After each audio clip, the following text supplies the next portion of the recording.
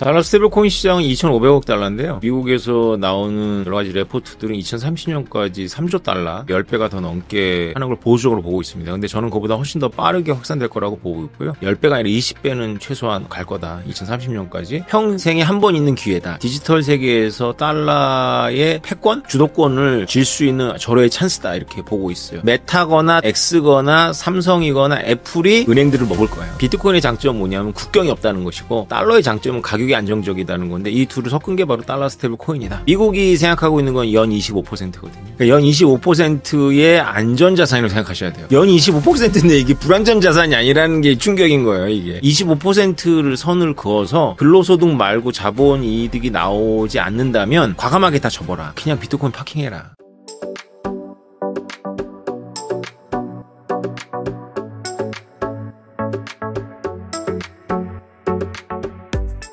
교수님, 스테이블 코인, 달러 스테이블 코인, 일명 달스코라고 해서 교수님이 1년 전부터 유튜브나 방송상에서 엄청나게 외치고 다니시다 보니까 지금은 이게 대중화됐어요. 제가 볼 때. 네, 맞아요. 특히나 지식인 분들이 이제 이거를 가져가기 시작했어요. 본인들의 그 정체성으로. 역시 다른 나라들은 미국만큼 이렇게 과감한 행보를 보이지 못하고 있고요. 우리나라만 해도 계속 논쟁하면서 시간 끌고 있죠. 그런데 미국은 이제 과감하게 이제 진행을 했고, 그리고 이제 세계 여러 가지 빅테크들이 미국의 그 기준에 맞춰 가지고 달러 스테이블 코인을 받아들이려고 하고 있고요. 제가 보기에 가장 빠르게 움직이는 데는 비자하고 마스터예요. 왜냐하면 달러 스테이블 코인이 바로 겨냥하고 있는 게 바로 비자 마스터거든요. 여러분들은 비자 마스터 그러면 신용카드를 생각하겠지만 신용이 중요한 게 아니라 비자 마스터는 국경을 넘어서 결제하는 결제 시스템입니다. 우리가 외국 가서 여행하면서 쓰고 있는 게 바로 비자 마스터죠. 왜냐하면 우리가 뭐 일일이 상품 사면서 뭐 돈 가져가면 되지만 현찰 안 받는 데도 많고 다 카드 쓰잖아요. 그래서 국제 결제망인데 이 달러 스테이블 코인 자체가 국제 결제망이에요. 그래서 비자하고 마스터가 제일 빨리 움직이고 있어요. 그래서 뉴스를 요새 비자 마스터 카드와 달러 스테이블 코인 쳐보면 계속 하루에도 한 번씩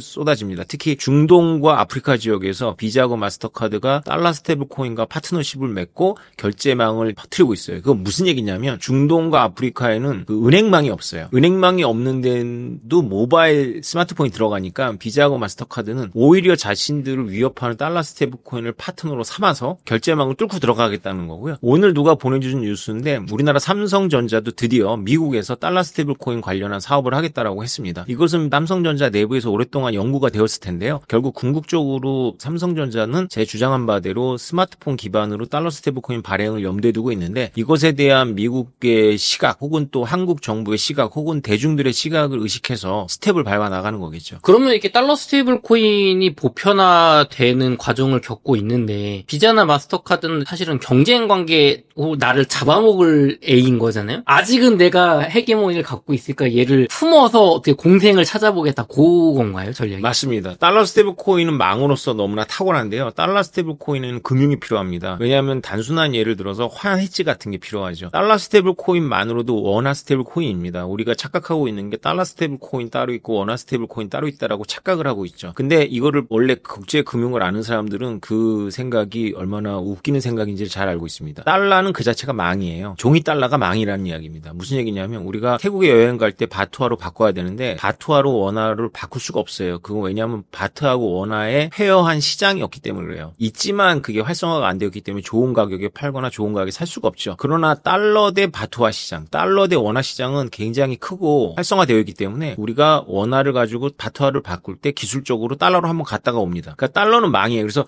달러 스테이블 코인이 우리한테 와서 환율을 1,400을 곱하면 원화 스테이블 코인으로 보이는 거예요. 근데 이제 여기 금융이 필요하죠. 왜냐하면 나는 변화되는 건 싫단 말이죠. 환율이 변화되는 건. 그러면 나는 고정을 하는 거예요. 그러면 누군가가 그 리스크를 져야 되잖아요. 그 리스크를 지는 주체가 대체로 이제 이 발행사거나 유통회사일 텐데 이게 이제 금융이 필요한 거죠. 그 금융을 이제 그 환해지라는 것부터 시작해갖고 약간의 신용도 필요하겠죠. 그러니까 무역하는 회사들이 돈을 다 전액을 다 지불하고 하는 게 아니거든요. 결제를 좀 나눠서 하기도 하고 혹은 또 신용장 같은 거를 통해갖고 뭐 미리 받기도 하고 하잖아요. 그런 것들이 이제 결제랑 결합하기 때문에 우리가 알고 있는 그 건물의 금융회사가 아니고 달러 스테이블 코인을 중심으로 한 이 메타버스 세계에 금융이 들어오는 거예요. 그래서 우리가 은행 그러면 그림을 그릴 때 은행 같은 건물을 그리잖아요. 이거 되게 난센스예요. 이사님 마지막으로 은행 객장에 가신 적이 언제입니까? 저 2년 전에 빗썸 계좌 만들러 농협 갔습니다. 그렇죠.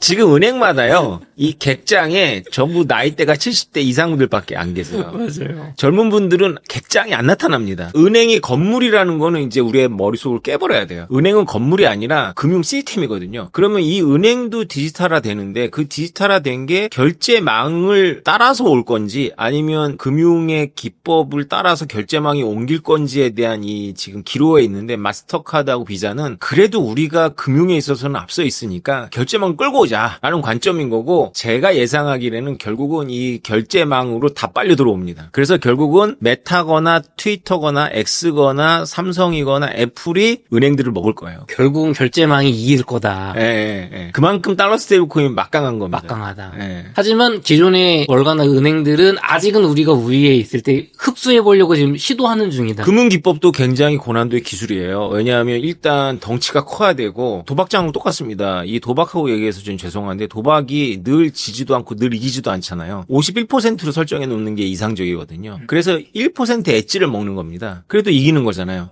근데 만약에 이거를 60으로 해놓으면 누가 그 도박장 갑니까? 맨날 치는데.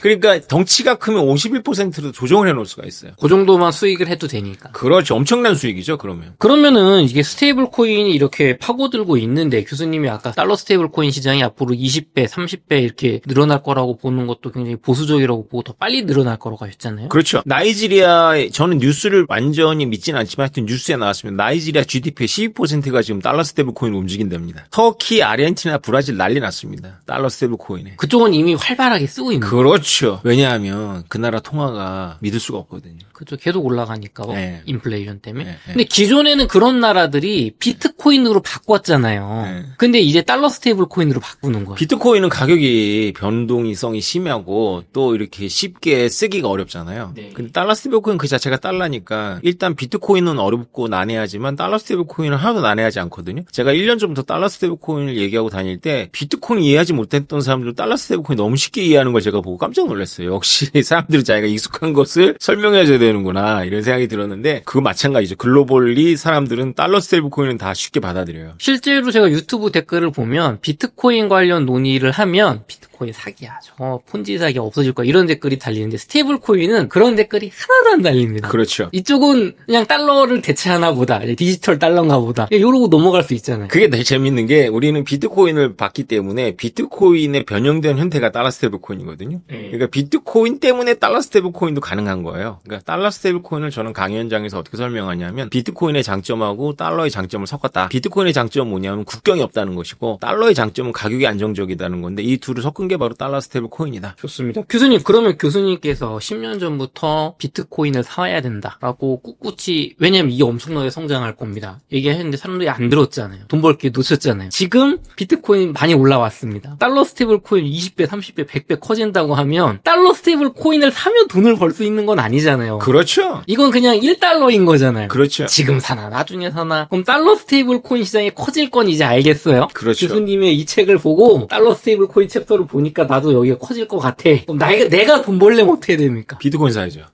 왜 비트코인 사야죠? 이 구조를 쉽게 말씀드리는 거예요. 달러 스테이블 코인을 발행하는 발행자는 미국 국채를 담보로 발행을 합니다. 그렇죠. 국채만큼 스테이블 코인을 발행할 수 있다. 그렇죠. 그럼 미국이 법으로 그렇게 법으로 했으니까. 그런 겁니다. 그런데 달러 스테이블 코인 실제로 유통될 때는 미국 국채 기반이 아니라 비트코인 기반일 거예요. 이거를 사람들이 쉽게 놓치는데 달러 스테이블 코인 발행할 때 담보는 국채지만 그게 한번 이렇게 발행이 돼서 토큰이 나오잖아요. 그럼 이게 금융하고 만나야 됩니다. 그러면 제가 레포라는 걸 이제 이 책에 성실하게 아주 자세하게 설명을 했는데 레포라는 게 쉽게 말해서 미국 국채를 담보로 달러를 쓰는 겁니다. 국채를 내가 팔아요. 기술적으로. 그리고 그만큼의 달러를 얻어가지고 달러를 쓰고 다음날 달러를 가져다가 약간의 우수류를 얹어서 다시 제가 가지고 있는 국채를 되삽니다. 이렇게 레포가 구조화되어 있는 건 형식적으로 이렇게 샀다 팔았다 하고 있는 건 이게 법원 때문에 그렇습니다. 내가 미국 국채를 담보로 돈을 꾸면 미국 국채는 저한테 있고 달러를 제가 쓰다가 제가 파산을 하면 저한테 돈을 꺼준 사람이 이 담보에 대한 우선권이 있는지 확실하지가 않아요. 파산 절차에 의해 가지고 채권자들이 경합을 합니다. 그쵸. 내가 먼저 빌려줬어로 경합하겠죠. 그렇죠. 이게 전세 사기랑 똑같은 거죠. 네. 근데 이거를 기술적으로 되팔았단 말이죠. 달러를 갖다 쓰다가 내가 망했어요. 그러면 이 사람은 파산 법원에 안 갑니다. 그냥 그 국채가 자기 거예요. 이거는 미국에서 판례가 쌓였습니다. 그래서 레포는 굉장히 안전한 담보인 거예요. 그런데 형식만 이렇게 실제로는 담보거든요. 그래서 어떻게 운영이 되냐 하면 내가 국채가 오를 것 같아. 그럼 내가 지금 10만 달러밖에 없어. 그럼 10만 달러어치 국채를 산 다음에 그거를 담보로 9만 9천 달러를 꿔요. 그리고 그걸로 또 국채를 사고 그걸 또 담보로 해갖고 또 9만 8천 달러를 꿔요. 또 그거를 담보로 해갖고 9만 7천 달러를 꿔요. 약간씩 낮아지는 걸 헤어컷이라고 합니다. 왜냐하면 100%는 안 해주는 거죠. 국채도 왔다 갔다 하니까. 네. 이렇게 해갖고 10만 달러하고 가지고 이론적으로 100만 달러어치 국채를 사는 거예요. 이게 바로 신용 시스템 엔진이에요. 바로 이런 사람들 때문에 이제 여기서 이자율이 생기고 스프레드가 붙고 하는 거거든요. 이 똑같은 짓을 비트코인 갖고 달러 스테이블 코인이 합니다. 그러니까 내가 비트코인을 사고 싶어.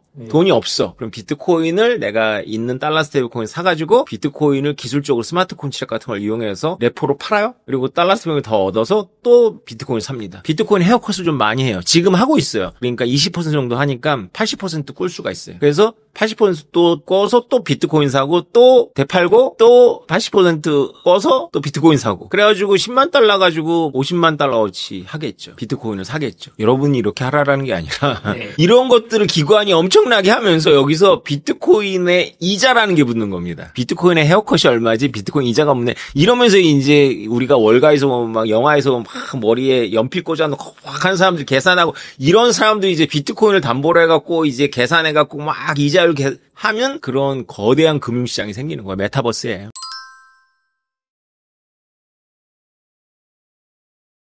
그러면 이제 기존의 달러와 채권 가지고 막 똑똑한 월가 분들이 막 머리 굴려가지고 여기가 지금 뭐 금리가 싸니까 빌려서 여기서 팔면 막 돈 벌고 막 이거를 이제 비트코인 가지고 할 거다. 그렇죠. 비트코인과 스테이블 코인 가지고. 그렇죠. 그럼 채권은 한 쿠션 쳐서 스테이블 코인으로 바뀐 거고 달러가 비트코인으로 바뀐 거잖아요, 관계가. 그러니까 이제 금융은 최초에 그러니까 달러 스테이블 코인은 미국 국채의 그림자일 뿐이고요. 그게 한번 발행이 돼서 이제 우리가 사용하는 메타버스 상에서의 이제 비트코인과 달러 스테이블 코인의 관계는 레포 관계로다가 신용의 엔진이 되는 거죠. 이 신용이 근데 기존의 금융권이 제공하는 신용과 뭐가 다르냐면 이 신용이 스마트 콘트랙하고 만나는 데다가 카운터파티 리스크가 없어요. 그러니까 카운터파티 리스크라는 게 이제 중요한 개념인데 우리는 미국 국채가 카운터파티 리스크가 없다라고 전제해요. 그러니까 네. 미국 정부가 웬만해 가지고는 동결하거나 하지 않잖아요. 네. 개입하거나 하지 않는데 미국 국채도 전자화되어 있습니다. 페드와이어라는 그 미국 연준의 서버에 들어가 있어요. 그 서버에서 한 발짝도 안 나옵니다. 그러니까 쉽게 말해서 내가 아무리 미국 국채로다가 금융을 쓰더라도 미국 연준이 그 국채를 통제하면 내가 동결돼요. 그게 나한테는 문제가 안 되는데 북한이나 브라질이나 러시아나 중국은 문제 삼을걸요? 그쵸. 요번에 러브 전쟁 때 스위프트망 동결하는 걸 봤잖아요. 그렇죠. 그러니까 그런 러시아의 올리가르크 입장에서는 미국 국채 기반 레포보다는 비트코인 기반 레포가 좋은 거예요. 동결당할 위험이 없다. 그렇죠. 수요가 생기겠는데요. 장난 아니죠. 그러면은 교수님 이게 결국엔 달러 스테이블 코인은 비트코인과의 그 레포 대출이 활성화되는 어떤 매개체라고 하셨는데 근데 이게 지금 20배 30배 폭발 성장한다고 하셨잖아요. 교수님뿐만 아니라 월가도 그렇게 보고 있는 거잖아요. 그렇죠. 그럼 우리는 지금 비트코인만 열심히 모으면 떼돈 버는 거예요? 내 돈은 아니고요. 이런 거예요. 그러니까 비트코인은 예금, 강남부동산, 비트코인 이렇게 세 개로 놓고 비교해야 돼요. 그러니까 비트코인은 예금, 강남부동산만큼 안전해요. 그러나 제일 불안정하죠. 그런데 수익률은 비트코인이 제일 높아요. 그런데 비트코인을 우리가 여러분들이 각자 가지고 있는 정보 속에서 생각하는 어떤 좋은 주식하고 비교하시면 안 돼요. 왜냐하면 그 주식이 더 좋을 거예요. 수익률이. 왜냐하면 비트코인 이미 머추하고 있어요. 지난 10년 동안 뭐 저는 310배거든요, 지금. 320배요. 그러니까 이런 거를 기대하시면 안 돼요, 비트코인한테는. 그러나 꾸준히 그러니까 미국이 생각하고 있는 건 연 25%거든요. 연 25% 장난 아닙니다. 연 7, 8%가 지금 S&P 500 정도 되는 거잖아요. 8% 정도가. 그러니까 연 25%의 안전자산이라고 생각하셔야 돼요. 연 25%인데 이게 불안전 자산이 아니라는 게 충격인 거예요, 이게. 연 25% 안 좋은 자산은 없죠, 세상에. 그렇죠. 강남 아파트가 아마 그 정도 될 거예요, 장기적으로. 근데 강남도 제가 통계를 내보면 이제 뭐 특정 아파트는 그럴 수 있는데 그냥 60년으로 보면은 한 10% 조금 넘거든요. 아, 그래요? 강남을 이제 이렇게 범위 어디까지 보느냐 차이는 있는데 강남의 핫플레이스. 그죠, 뭐 압구정 현대이 아니고 이제 아니 재건축 성공한 반포냐 뭐 30년을 보냐 이렇게 하면 그렇게 되겠죠. 근데 그래도 25%가 이거 쉽지는 않잖아요. 그렇죠. 근데 미국 정부가 이렇게 보고 있어요. 이 책에도 오픈했는데 그냥 뭐 미국 정부의 생각을 노골적으로 말하진 않지만 그거를 기초해서 만든 시뮬레이션이 있어요. 그래서 미국의 재정 적자 부채 규모는 연 5%, 그다음에 비트코인의 성장률은 25% 계산하면 20년 정도만 기다리면 미국의 재정 적자가 아무리 심해도 20% 정도를 비트코인 담보해요. 트럼프 임기 중에 100만 개를 모은다면 미국 정부가. 그리고 2060년대가 되면 1대1로 됩니다. 우리가 빚이 많아서 중요한 게 아니잖아요. 자산 대비 빚을 봐야 되는 거잖아요.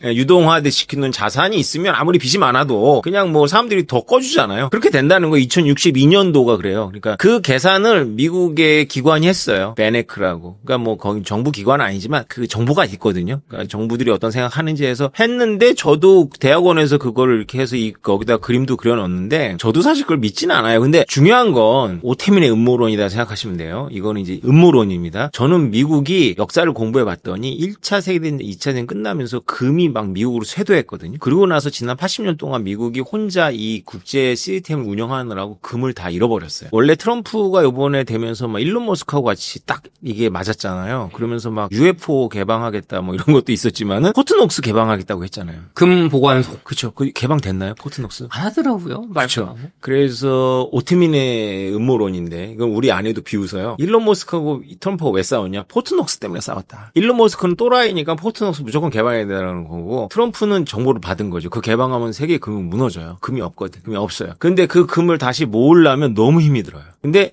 비트코인을 모으고 야야야야야 얘들아 금이 아니야? 게임의 룰 바꿨어. 비트코인이야. 이러면 간단하거든요. 아니 근데 교수님 그 논리를 저도 기대를 했는데 트럼프나 미국이 전략 비축 자산으로 비트코인을 예산을 넣어서 사모으겠다고 하면은 확실한데 안 사모으잖아요. 그냥 그렇죠. 뭐 몰수만 하겠다, 팔지는 않겠다.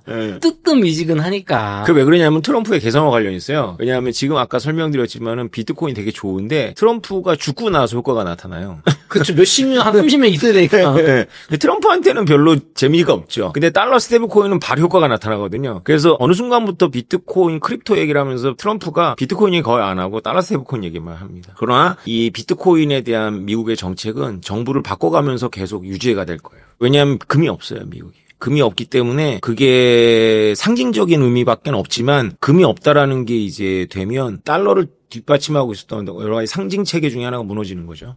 그럼 달러를 기반으로 달러를 찍었는데 뭘 믿지? 미국 이제 국력만 믿는다. 근데 뭐 미국 군사력이나 국력도 예전 같지 않은데 할 때 이제 야 금이 세상에 제일 많아. 네, 그게 그렇죠. 없으면 비트코인이 제일 많아가 돼요. 그렇죠. 이제 비트코인으로 할 거예요. 아, 그런 겁니다. 그러니까 이제 연 25%는 그냥 기정사실로 받아들이세요, 여러분들도. 좋습니다. 교수님, 그러면 우리나라도 지금 원화 스테이블 코인 만든다. 뭐 교수님도 약간 그쪽에 연구를 하고 계신 걸로 알고 있는데 CBDC다, 원화 스테이블 코인다 이런 거 만들면 그럼 우리가 뭐 달러 스테이블 코인이 경쟁이 됩니까? 안 되죠. 그럼 왜 만듭니까? 안 만들 수 없어서 만들어야 돼요. 근데 제일 중요한 건 원화 스테이블 코인의 용처는 생겨요. 생기는데 원화 스테이블 코인에 너무 큰 기대를 할 필요는 없고 다만 원화 스테이블 코인을 국가가 이제 투명하게 정책화 시키는 것이 우리나라 빅테크 기업들한테 주는 메시지가 있는 거죠. 너희들도 달려나가라 이런 거. 사실 저는 비트코인을 11년 동안 하고 있지만 이재명 정부 들어서서 온도가 바뀌었지 그전에는 좀 천민 취급받았어요. 지금은 저를 강연으로 뭐 대법원의 사무관들도 저를 부르시고 국세청에서도 얼마 전에 부르시고 특허청에서도 부르시더라고요. 국세청은 무조건 가야 된다. 그래서 얼마 주 상관없이 이렇게 다 스케줄 비워놓고 간다 그랬는데 청장님 바꿨다고 무한 연기시키더라고요. 그러니까 어저께는 또 경기도 인재개발원을 갔다 왔어요. 공무원들 대상으로 연수를 하니까 이제 부르는 레벨이 달라졌어요. 그러니까 이제 진짜 주류들이 주류라는 게 돈 많은 엘리트들이 아니라 정말로 국가의 기관에 관련 있는 분들이 이제 저를 부르는 거예요. 찾는 거고. 그러니까 이게 이 정부 들어서서 생긴 변화지 그전에는 안 그랬어요. 그전에는 진짜 뭐 코인 뭐 사기 아니야 뭐 이런 게 이제 일반적인 어떤 인식이에요. 그렇게 우리나라가 원화 스테이블 코인을 한다 그래서 원화 스테이블 코인 자체가 주는 의미보다는 이제 우리나라도 한 챕터 넘기는 거죠. 기술 기업들이 코인 관련 사업을 하는 거를 국가가 막거나 불법화하지 않고 권장하거나 혹은 적어도 간섭하지는 않는 레벨로는 갖는 거다. 이게 지금 어느 정도로 온도가 바뀌었냐면요. 이현재 부총리님이라고 계세요. 네. 노무현 대통령 때 부총리 하신 분인데 저한테 연락이 왔어요. 제 연락처를 직접 모르니까 중간에 어떤 분을 통해서 점심 한번 먹을 수 있냐고.